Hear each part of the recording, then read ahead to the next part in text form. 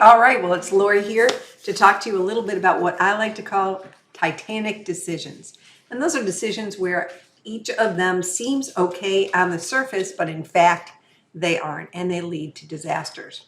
And so let's talk about what leads to bad decision making. As you can see at the top here, we have an iceberg, and with most icebergs, 10% is above the surface and 90% is below the surface. And that is the case with decision making. Perhaps not in exactly those same ratios, but you get the idea. So rational decision making is what we can see and what we can work with. Below the surface, and hugely influential, are the biases and blinders that we have that keep us from making good decisions.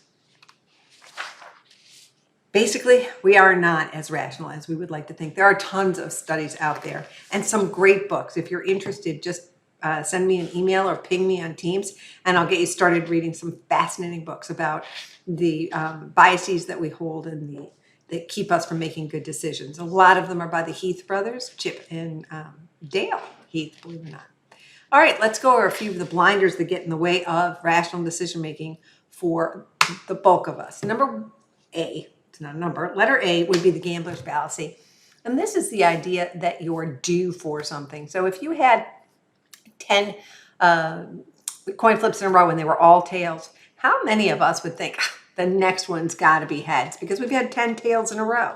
The bottom line is, nope, it's a 50-50 chance on the 11th flip, whether it will be heads or tails. But there's going to be a building sense in your subconscious that we're due for a heads, and therefore it has a higher probability of happening. Same thing with red and black for people who play roulette. This is a dangerous bias. This gets in the way of making good decisions in a lot of scenarios. Two that I can think of would be parole boards. If a parole board has granted 4 paroles in a row, you don't want to be the 5th one. They're going to feel like we should be saying no, and we should be saying no on the very next one. So you want to avoid that. Another example is bank loan officers who they did a study, and they showed that if they had approved the last 4 or 5 loan requests, they were invariably going to turn down one in the next 1 or 2 just because they hadn't turned down one. So you don't want to be the next one in line. Be early. So that's the gambler's fallacy.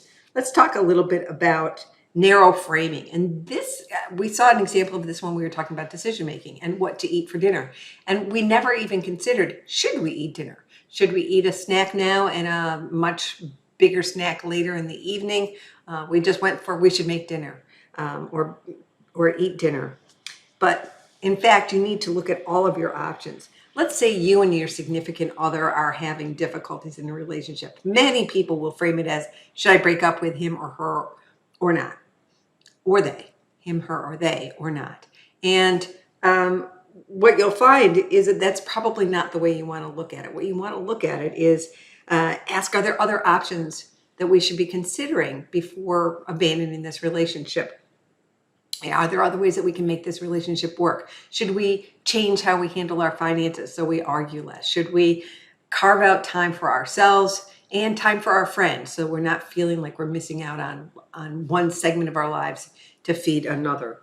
Should we see less of each other? Sometimes many people find that a relationship where you see less of the person actually improves the relationship. So those are things that you could do to save, in this case, a relationship from the narrow framing of breakup or not. Confirmation bias is incredibly, let's see here, incredibly common.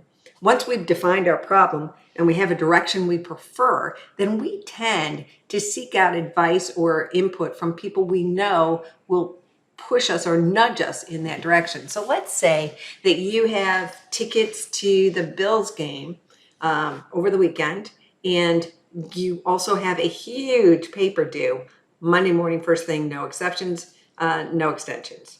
So you really want to go to the game, but you decide that you're going to solicit input from others, and you ask all of your friends who are going to the Bills game whether they think you should go or not, instead of asking people who might have a less biased opinion. And that's called confirmation bias. It happens too if you're looking to buy a car and you really want a Corvette, for example. You will probably talk to people who think Corvettes are the most amazing vehicles ever made in order to talk yourself into it. What you really want to do is seek out objective advice. Go ahead and call your insurance agent and ask, how much will it cost me to insure that? Ask how much it costs to have repairs done, how much it costs to maintain the vehicle, how much tires cost, that sort of thing. And that will help you make a better decision than just calling your friends who have also always wanted a Corvette.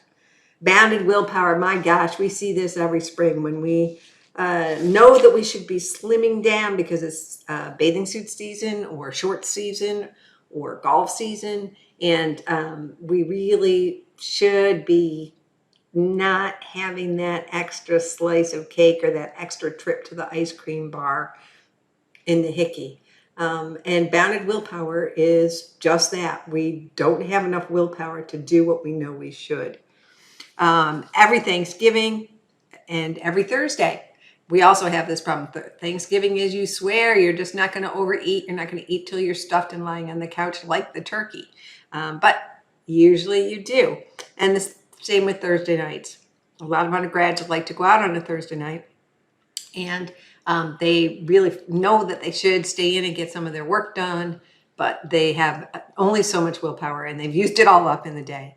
And so they end up making a decision that might not be the best. So for bounded willpower, the best advice I can give you is to make your tough decisions early in the day when you have lots of willpower. Our coping capacity or our willpower diminishes throughout the day. We whittle away at it by making tons and tons of decisions about what we should do and how we can postpone something that we wanted to do in order to get something done that we really should get done. By the time you get to nighttime, you've got very little willpower left. So if you're worried about bounded willpower, think about your decision earlier in the day.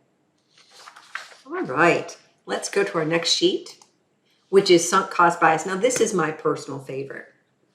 And sunk cost bias is actually one of the 3 most important things I learned when getting my master's in business administration at Dartmouth. Sadly, I've forgotten the other 2. It's been a while. But the good news is I did remember sunk costs. And the phrase is sunk costs are irrelevant in future decision making. And let me make this really real for those of you that are pursuing business majors. A friend of mine was the CEO of a Fortune 100 pharmaceutical company. And when he came into the position of CEO, he found out that they had contracted to build a $40 million plant, let's say, that's about the rough cost, in China. And they were $30 million in. They only had $10 million more to go. And he stopped the project. And he stopped it because they didn't have the infrastructure available to deliver product and ingredients in and product back out. And they didn't have the quality controls that he needed to have in a pharmaceutical plant. So he walked away from a $30 million investment because the plant was in the wrong place. Whenever you're faced with sunk cost, you have to ask yourself, okay, how much more to finish the project or finish whatever it is that I'm thinking of doing? And then would I pay that fresh for a plant?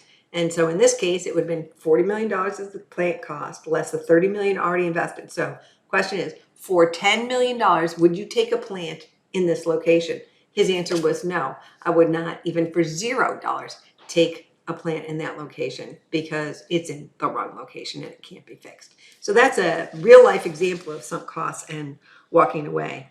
Another example would be just because GM has spent a fortune on designing a new car, if their market research indicates that there is no demand for that type of car, at least not yet, think of electric vehicles 20 years ago, then they should walk away from that investment. They should not pursue a car and build it and then find out that nobody is going to buy it.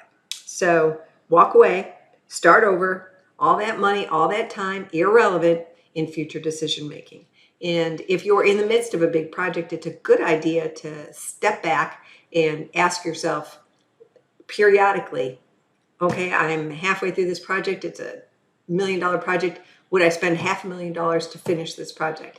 If the answer is no, just because you've already spent money on the project is not a reason to keep going. Bounded awareness is also known as the spotlight effect, and there's an entire book on this by the Heath brothers. Sometimes we'll only see what is in the spotlight on the stage. So even if there are 25 backup singers and a full band, we often only see the lead singer in the band or the lead character in a play because they are spotlighted on the stage. However, in order to make a better decision, you need to see the whole stage.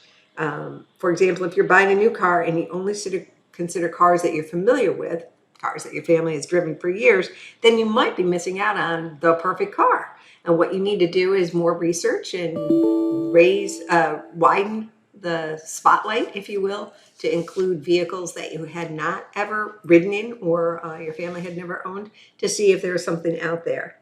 If you're sick, you want the doctor to consider all the possible diagnoses or causes for your illness. You don't want them to say, oh, well, I really know these 5 illnesses really well, so it's going to be one of these 5. You want them to consider the entire array of possibilities so that they find the right one and treat it correctly. That is why most people with a serious disease go see a specialist who has a much broader awareness of possible treatments. All right, let's move on to G, which is status quo bias. This refers to the part of all of us that likes things just the way they are.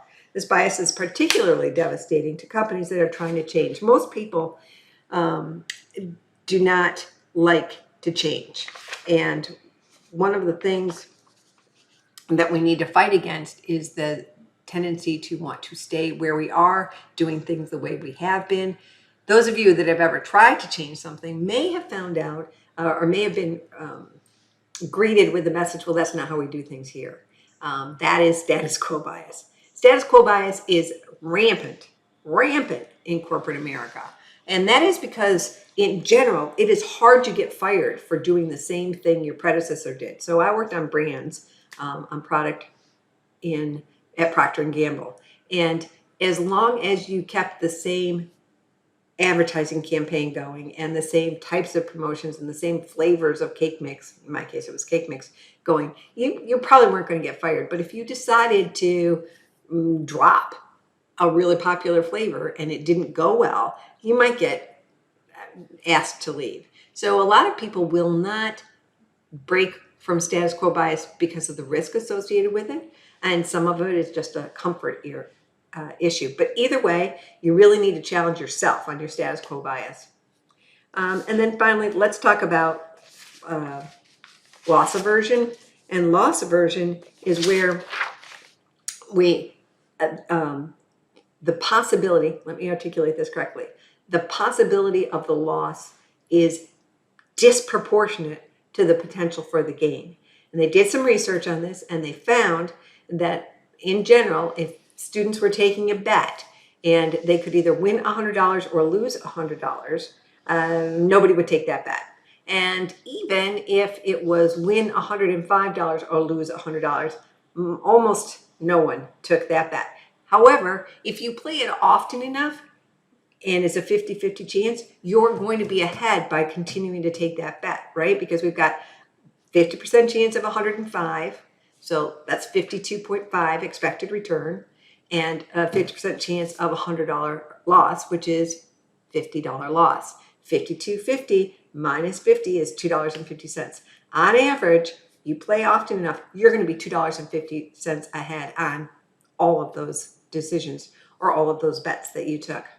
In fact, what they found was that you had to have the potential for $200 gain to get people to take a bet where they lost $100, which is much more than rational decision making would say. So loss aversion, you can think of it as loss looms large. Losses loom large in people's awareness, and they're worried about losses and they don't like losses. And so they will do a whole lot of work to make a decision that doesn't include them losing money or losing something else. All right, so what we've covered about decision making. First of all, we've discussed the way we're supposed to make decisions, and that's the rational decision making model. We know that that's somewhat limited just by bounded rationality, which means we can't possibly consider all of the decisions that we could possibly make. So we shorten up the choices to something more manageable. But still, we're rational about it. We're identifying criteria, we're defining the problem, identifying the criteria, weighting the criteria, creating our alternatives, and then making the best decision based on that. That's rational decision making. Okay, we learned humans are not always rational, and we learned 8 biases that keep us from making optimal decisions. We'll be doing some exercises, hopefully, that will help reinforce these, but I hope you've enjoyed today's lecture. And remember, if you want more information about these biases that cause bad decisions to be made, let me know, and I'll be happy to send you some more information on some great books.